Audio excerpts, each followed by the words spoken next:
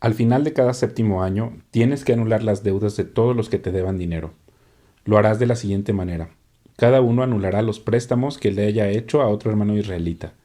Nadie exigirá ningún pago de sus vecinos ni de sus parientes porque habrá llegado el tiempo del Señor para la liberación de las deudas. Sin embargo, esa liberación solo sirve para tus hermanos israelitas, pero no para los extranjeros que vivan en medio de ti. No deberá haber pobres en medio de ti, porque el Señor tu Dios te bendecirá en abundancia en la tierra que te da como preciada posesión. Recibirás esa bendición si te aseguras de obedecer los mandatos del Señor tu Dios que te entrego hoy. El Señor tu Dios te bendecirá tal como lo prometió. Prestarás dinero a muchas naciones, pero nunca tendrás necesidad de pedirles prestado. Tú gobernarás a muchas naciones, pero ellas no te gobernarán a ti. Pero si hubiera israelitas pobres en tus ciudades, cuando llegues a la tierra que el Señor tu Dios te da, no seas insensible ni tacaño con ellos. En cambio, sé generoso y préstales lo que necesiten. No seas mezquino, ni le niegues un préstamo a alguien por el hecho de que se acerca el año para anular las deudas. Si te niegas a dar el préstamo y la persona con necesidad clama al Señor, serás culpable de pecado. Da al pobre con generosidad, no de mala gana, porque el Señor tu Dios te bendecirá en todo lo que hagas. Siempre habrá algunos que serán pobres en tu tierra, por eso te ordeno que compartas tus bienes generosamente con ellos y también con otros israelitas que pasen necesidad. Si tu hermano hebreo, hombre o mujer, se vende a ti como siervo y te sirve por 6 años, al séptimo año deberás dejarlo en libertad. Cuando liberes a un siervo varón, no lo despidas con las manos vacías. Sé generoso con él y regálale como despedida algo de tus rebaños, de tus granos y de tus vinos. Dale parte de la abundante riqueza con la que el Señor tu Dios te haya bendecido. Recuerda que una vez tú fuiste esclavo en la tierra de Egipto y que el Señor tu Dios te liberó. Por esa razón te doy este mandato. Pero supongamos que tu siervo dice, no te dejaré, porque se ha encariñado contigo y con tu familia y le ha ido bien en tu casa. En ese caso, toma un punzón y perfórale el lóbulo de la oreja contra la puerta. Entonces será tu siervo por el resto de su vida. Haz lo mismo con tus siervas. No pienses que liberar a tus siervos es una gran pérdida. Recuerda que durante 6 años te brindaron un servicio que vale el doble del salario de un obrero contratado y el Señor tu Dios te bendecirá en todo lo que hagas. Tienes que separar para el Señor tu Dios los primeros machos que nazcan de las crías de tus rebaños y manadas. No uses la primera cría de tu manada para trabajar el campo, ni trasquiles la primera cría de tu rebaño.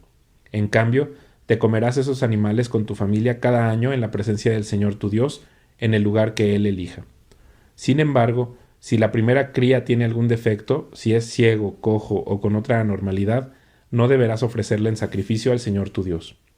Más bien, úsala como alimento para tu familia en la ciudad donde vives. Cualquier persona esté o no ceremonialmente pura puede comer de ese animal, tal como cualquiera puede comer de una gacela o de un ciervo. Pero por ninguna razón consumas la sangre. Deberás derramarla sobre la tierra como si fuera agua. Celebra la Pascua en honor al Señor tu Dios cada año, a comienzos de la primavera, en el mes de Abib, porque ese fue el mes en el que el Señor tu Dios te sacó de la tierra de Egipto durante la noche. Tu sacrificio de la Pascua puede ser tanto de tu rebaño como de tu manada, y deberás sacrificarlo al Señor tu Dios en el lugar de adoración designado, el lugar que Él elija para que su nombre sea honrado. Cómelo junto con pan preparado sin levadura. Durante 7 días prepararás sin levadura el pan que comas, tal como cuando saliste de Egipto con tanto apuro. Come ese pan, el pan del sufrimiento, para que recuerdes toda tu vida el día que saliste de Egipto. Durante esos 7 días, que no se encuentre ni un poco de levadura en las casas de tu tierra. También cuando sacrifiques el cordero de la Pascua al atardecer del primer día, no dejes que sobre nada para el día siguiente. No sacrificarás el animal para la Pascua en cualquier ciudad que el Señor tu Dios te da. Tendrás que ofrecerlo solo en el lugar de adoración designado, el lugar que el Señor tu Dios elija para que su nombre sea honrado. Sacrifícalo al atardecer, cuando cae el sol, el día del aniversario de tu éxodo de Egipto. Asa el cordero y cómelo en el lugar que el Señor tu Dios elija. Luego puedes volver a tu carpa a la mañana siguiente. Durante los 6 días siguientes no comerás pan preparado con levadura. El séptimo día también proclámalo santo en honor al Señor tu Dios, y ese día nadie hará ninguna clase de trabajo. Cuenta 7 semanas a partir del momento en que comiences a cortar el grano al inicio de la cosecha. Luego celebra el festival de la cosecha en honor al Señor tu Dios. Llévale una ofrenda voluntaria en proporción a las bendiciones que hayas recibido de él. Será un tiempo de celebración delante del Señor tu Dios, en el lugar de adoración que él designe para que sea su nombre honrado. Celebra con tus hijos e hijas, con tus siervos y siervas, con los levitas que vivan en tus ciudades, con los extranjeros y con los huérfanos y las viudas que vivan en medio de ti. Recuerda que tú también una vez fuiste esclavo en Egipto, así que asegúrate de obedecer todos estos decretos. Celebra el festival de las enramadas durante 7 días, al finalizar la temporada de la cosecha, después de trillar el grano y prensar las uvas. Este festival será un tiempo de alegría y celebración con tus hijos e hijas, con tus siervos y siervas, con los levitas, con los extranjeros y con los huérfanos y las viudas que vivan en tus ciudades. Durante 7 días celebrarás este festival para honrar al Señor tu Dios en el lugar que Él elija, porque Él es quien te bendice con cosechas abundantes y prospera todo tu trabajo. Este festival será un tiempo de mucha alegría para todos. Cada año, todo hombre de Israel deberá celebrar estos 3 festivales: el festival de los panes y levadura, el festival de la cosecha y el festival de las enramadas. En cada una de esas ocasiones, todos los varones tendrán que presentarse ante el Señor tu Dios en el lugar que Él elija, pero no se presentarán ante el Señor sin una ofrenda. Todos darán según sus posibilidades, de acuerdo con las bendiciones que hayan recibido del Señor tu Dios. Nombra jueces y funcionarios de cada una de las tribus en todas las ciudades que el Señor te da. Ellos tendrán que juzgar al pueblo con justicia.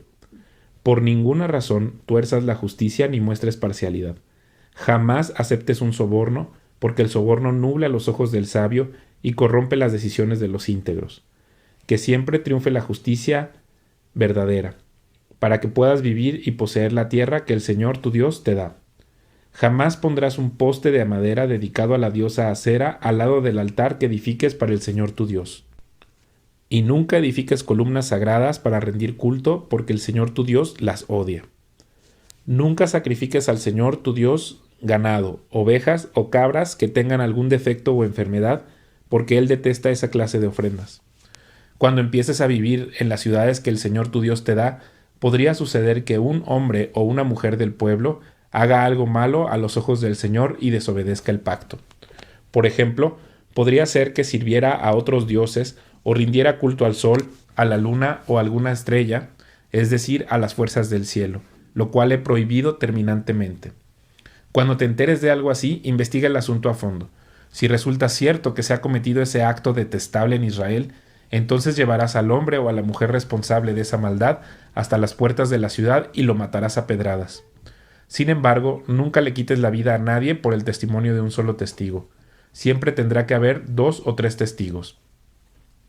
Los testigos deberán arrojar las primeras piedras y luego se sumará el resto del pueblo.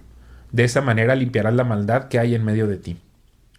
Supongamos que a un juez local le llega un caso demasiado difícil de resolver.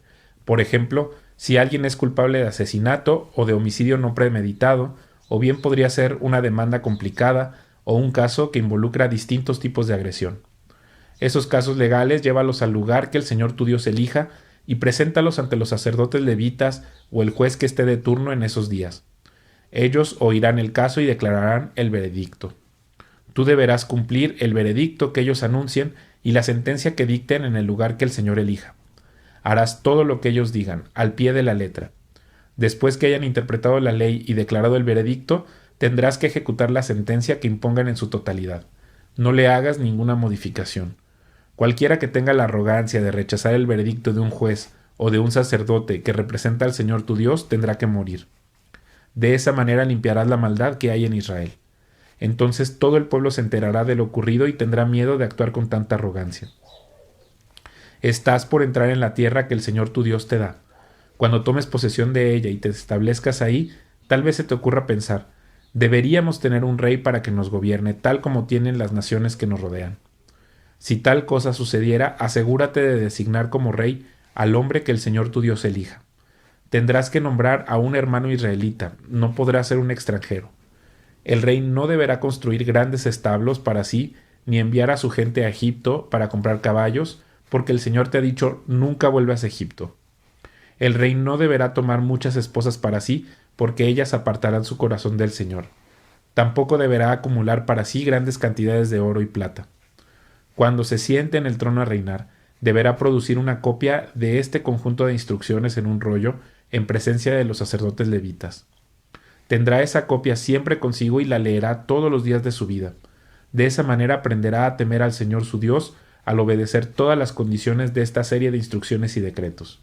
La lectura diaria impedirá que se vuelva orgulloso y actúe como si fuera superior al resto de sus compatriotas, y también impedirá que se aparte de los mandatos en lo más mínimo. Además, será una garantía de que él y sus descendientes reinarán por muchas generaciones en Israel.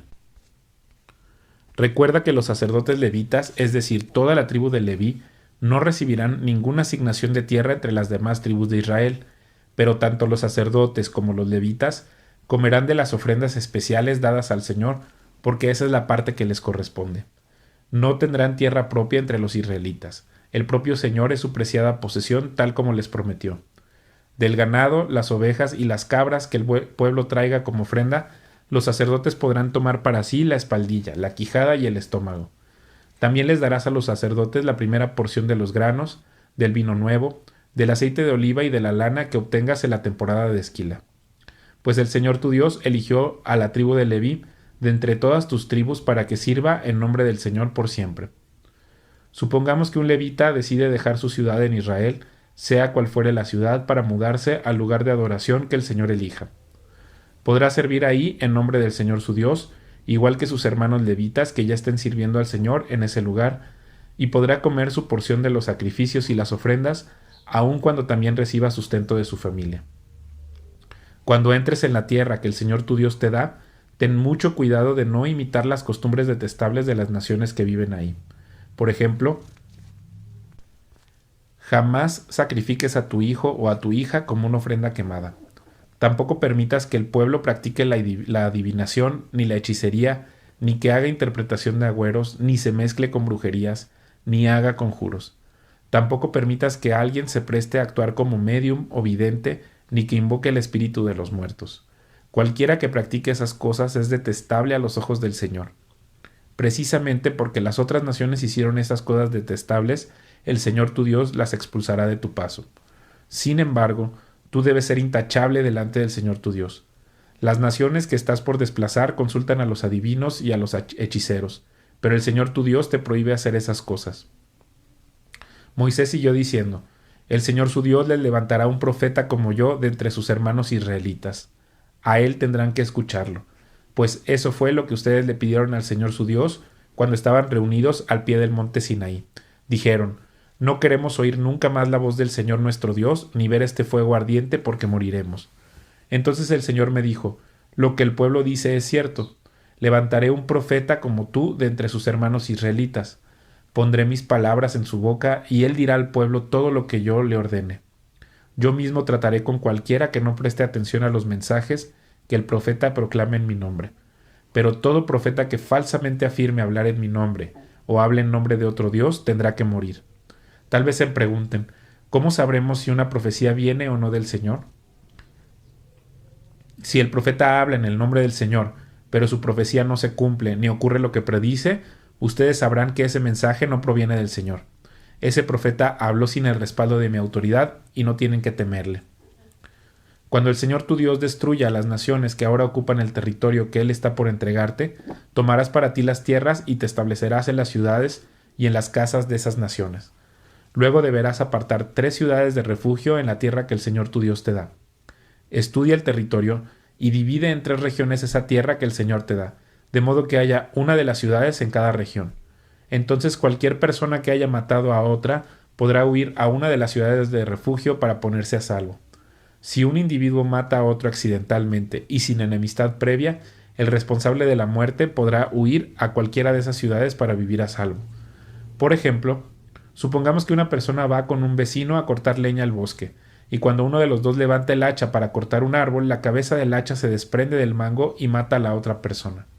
En tales casos, el responsable de la muerte puede huir a una de las ciudades de refugio para vivir a salvo. Si la ciudad de refugio más cercana quedara demasiado lejos, un vengador enfurecido podría rastrear al que causó la muerte y quitarle la vida. En ese caso, la persona moriría injustamente porque nunca antes había mostrado enemistad hacia el muerto. Por esta razón, te ordeno que apartes 3 ciudades de refugio. Si el Señor tu Dios extiende tu territorio como les juró a tus antepasados, y te entrega toda la tierra que les prometió, deberás designar otras 3 ciudades de refugio adicionales. Él te dará esa tierra si te aseguras de obedecer todos los mandatos que te di, es decir, si siempre amas al Señor tu Dios y andas en sus caminos. De esa manera evitarás que mueran personas inocentes en la tierra que el Señor tu Dios te da como tu preciada posesión. Entonces no serás responsable de la muerte de inocentes. Pero supongamos que alguien está enemistado con un vecino y le tiende una emboscada a propósito y lo mata, y luego huye a una de las ciudades de refugio. En ese caso, los ancianos de la ciudad del asesino enviarán representantes a la ciudad de refugio para traerlo de regreso y entregarlo al vengador del muerto para que le quite la vida. No sientas lástima por ese asesino. Limpia a Israel de la culpa de asesinar a personas inocentes. Entonces todo te saldrá bien. Cuando llegues a la tierra que el Señor tu Dios te da como preciada posesión, nunca le robes terreno a otro cambiando de lugar los límites de propiedad que tus pasados establecieron. No condenes a nadie por algún crimen o delito basado en el testimonio de un solo testigo. Los hechos del caso deben ser establecidos por el testimonio de 2 o 3 testigos. Si un testigo malicioso se presenta y acusa a alguien de haber cometido algún crimen o delito, tanto el que acusa como el acusado deberán presentarse ante el Señor al acudir a los sacerdotes y a los jueces que estén en ejercicio en esos días. Los jueces tendrán que investigar el caso a fondo. Si el acusador presentara cargos falsos contra otro israelita, le impondrás a él la sentencia que pretendía para la otra persona. De ese modo limpiarás esa maldad que hay en medio de ti. Entonces el resto del pueblo se enterará del caso y tendrá temor de cometer semejante maldad. No muestres compasión por el culpable. La regla que seguirás es vida por vida, ojo por ojo, diente por diente, mano por mano, pie por pie.